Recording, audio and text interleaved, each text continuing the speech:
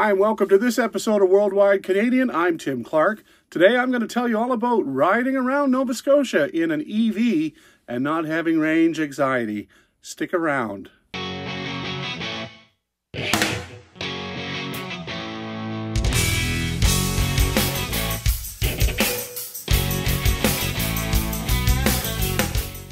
Hi, and thanks for coming by Worldwide Canadian.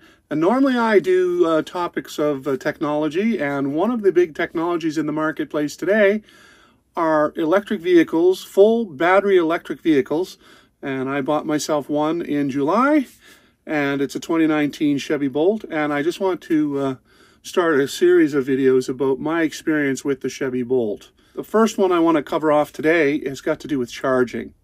Now, I know a lot of people who buy electric cars are worried about how far they can drive and where they're going to charge. For me, I did what about 75% of people who buy electric cars do, and I bought a level 2 charger and installed it at my home, which gives me 7 kilowatt hours per hour, and I can charge my battery overnight while I'm sleeping and have 80 to 90% the next day. I could go to 100%, but I'll talk about that later. Number one, I don't like to go to 100% unless I'm going on a long trip and I'm going to use a lot of that, because I don't want to have the batteries at 100% for a long period of time. And I certainly don't want to let them drop to below 20. So for 95% of my charging, I charge at home on that level 2 charger, and that gets me everywhere I want to go in the run of a week. Now, what happens when you go on the road for a longer trip, like if you go on vacation like I did this summer? I'll give you a perfect example. I left here and went to Sydney, Nova Scotia, and I spent the weekend, and actually, I think it was 3 days in Sydney, and then I did the return trip back the next week. For me to do that, I did plan ahead of time, and I already know where most of the chargers are in the province, and I know Flow and Nova Scotia Power have a partnership where they've implemented 50 kilowatt hour chargers. The Flow network is available in Bridgewater, for instance, Shelburne. It's available in Yarmouth. It's available in Elmsdale and Stellarton and Bedeck. So there's enough charging infrastructure there to get you between chargers so you can top up in about 15 or 30 minutes and then continue on your travel. So for me, the way it worked was I left here and I went to Elmsdale, as far as Elmsdale, and I topped up while I went and had a bathroom break and bought a snack. By the time I got back to the charger, I was able to continue on my journey, and I stopped in Bedeck and I stayed there for the night, and then I charged at the Grand Bell Museum for free. There's a Flow charger in Bedeck, and it just happened that they were waiting for a part to do an upgrade on that one the day I was there. So I charged at the Nova Scotia Grand Bell, the Canadian National Park, the museum there, and it was free for me to do that. And all national parks in Canada should have chargers that are there for destination charges to be used. And I was able to leave my car as long as I wanted. So I was able to get back to 80% and continue on my trip the next day to Sydney without any problems. Now, Sydney became an issue because the closest Flow charger was in North Sydney, and I certainly didn't want to backtrack out of my way, even though I'm very familiar with North Sydney, and I could have done that. I did go the opposite way, so I didn't go by North Sydney.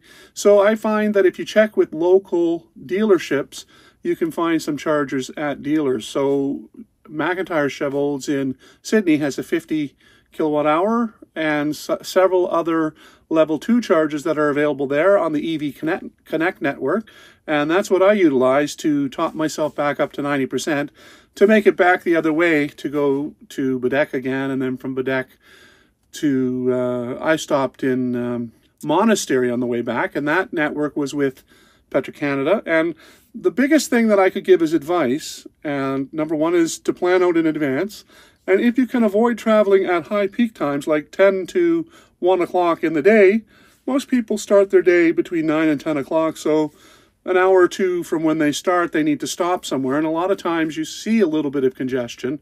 And so it's good if you can plan to do your travel for your vacation, you know, earlier in the morning or later in the afternoon. I found that to be very helpful. I also utilize the apps like PlugShare and the Flow Network app and things like that, and the Petro-Canada app, so that I could see if the chargers were being used or whether they were available most of the time when I was traveling. So really, I had no issues. Shortly after, a couple weeks later, I made a trip down to Yarmouth, which is you know, another area. I stopped, after leaving Bridgewater, I just stopped in Shelburne anyway to have a bathroom break and to charge for 15 minutes in Shelburne. There's one right off the highway there, a Flow Network one. And then I charged again in Yarmouth while I had lunch, and that's the only charging I did. And I had no issues because I was stopping anyway. So what did it cost me for my trip to Sydney, for instance? Because I'm not charging at home, I'm paying a premium price for the charging, and it cost me about $50 for my entire trip for the entire time, from the time I left Bridgewater till I returned home. So that was pretty reasonably priced when you consider how much traveling I did. And so what does this all boil down to? Number one, range anxiety is not an issue for me.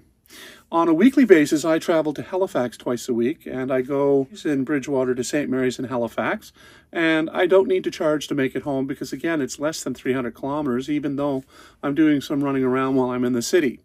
On other trips that I do, I will do a 210-kilometer trip from here to Debert. I'll visit with my son and my grandson, and most of the time I will stop in either Stewiacke at the Petro-Canada charger, or in even Masstown. They have a Flow charger there.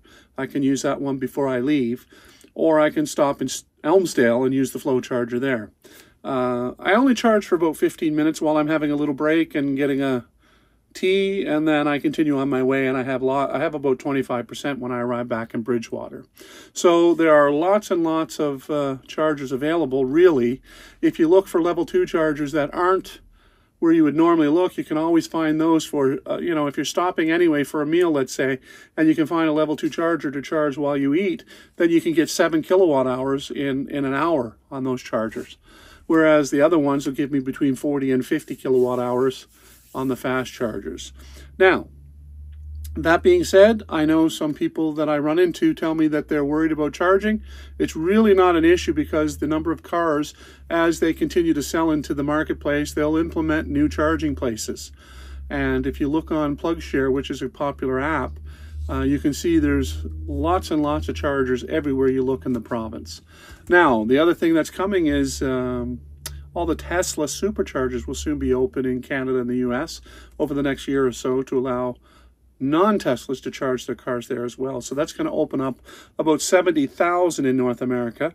And there's been an announcement that a conglomerate of 7 different car companies are going to implement another multiple thousand chargers in North America to make them available for their clients too. So the future is bright for electric cars. And next time, I'll cover the topic of, is it really more green to drive an electric car? That's it for now. I'm Tim Clark. Thanks for stopping by Worldwide Canadian. Have a great day.